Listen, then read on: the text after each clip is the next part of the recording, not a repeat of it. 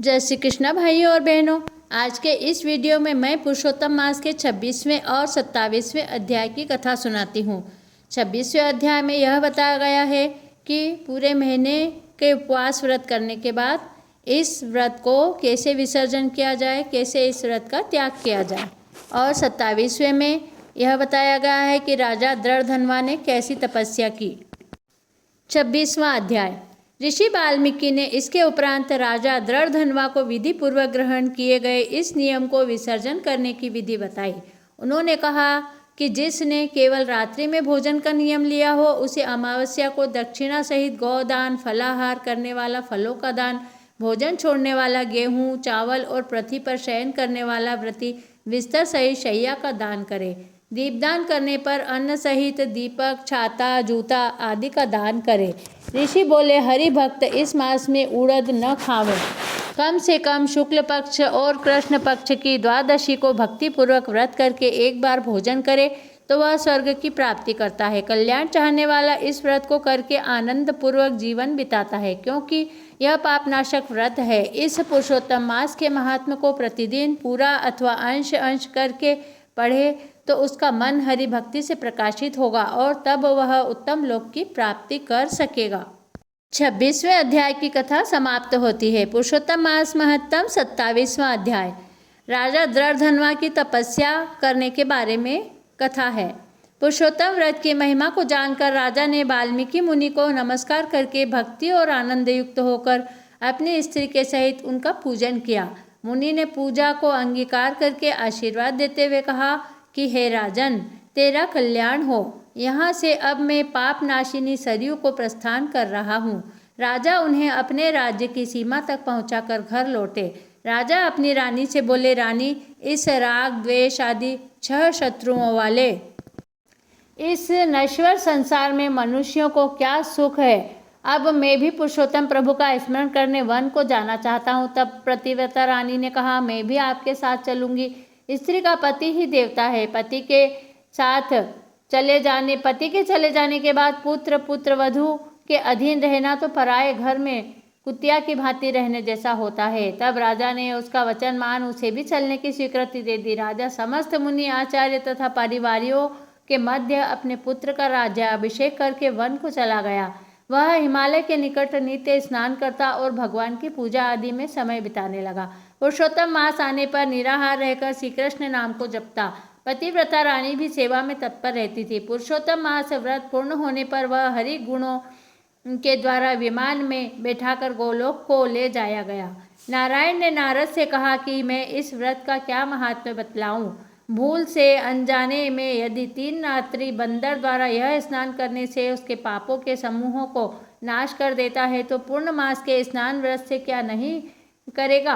तब नारद जी आश्चर्यचकित होकर बोले, ओह हे तपोनिधि, मुझे यह सब बताओ कि वह बंदर कौन था। अनजाने में उसने यह व्रत स्नान कैसे किया। श्री नारायण बोले, वह पूर्व जन्म में एक कंजूस चित्र शर्मा नाम का ब्राह्मण था। उसने जीवन में कभी श्रेष्ठ अन्न वस्त्र आदि भी न भोगे थे और न पुत्र आदि का भी भली प्रकार पालन किया। उसने कभी भी कोई दान अपने कंजूसपन के कारण नहीं किया। लोग उसे कंदर्य नाम से पुकारने लगे। वह बार बार यही कहता था कि मुझ गरीब के पास क्या है जो दान दूं। उसका एक माली मित्र था। वह उससे कहता कि घर के सब लोग उसका तिरस्कार करते हैं। यह सुनकर माली ने उसे एक दिन अपने पास रख लिया। वह वहाँ आनंद से रहने लगा। माली ने उस पर विश्वास करके उसे अपने बाग की देखरेख सौंप दी। माली को राजमंदिर की नौकरी मिलने पर वह उस बाग को उस पर छोड़कर चला गया। अब तो वह बगीचे का मालिक ही बन बैठा। आनंद से खूब फल खाता और फलों को बेचता रहता। इस प्रकार से प्राप्त धन को जमीन में काटता रहता। माली के पूछने पर असत्य कहता कि बगीचे के फल पक्षी खा जाते हैं जिन्हें मैं मारता रहता हूँ, और वह बगीचे में बिखरे पंखों को दिखा देता। एक दिन वह मूढ़ मर गया तो उसके शुभ अशुभ कर्मों को चित्रगुप्त ने देखकर बताया तो धर्मराज ने उसको बंदर योनि में रखने का आदेश दिया। पुरुषोत्तम मास महत्तम के 27वें अध्याय की कथा यहीं समाप्त होती है। अच्युतं केशवं राम नारायणं कृष्ण दामोदरं वासुदेवं भजे श्रीधरं माधवं गोपिकावल्लभं श्री जानकी नायकं श्री रामचंद्रं भजे श्री राधिका नायकं श्री कृष्णचंद्रं भजे गोपाल कृष्ण भगवान की जय।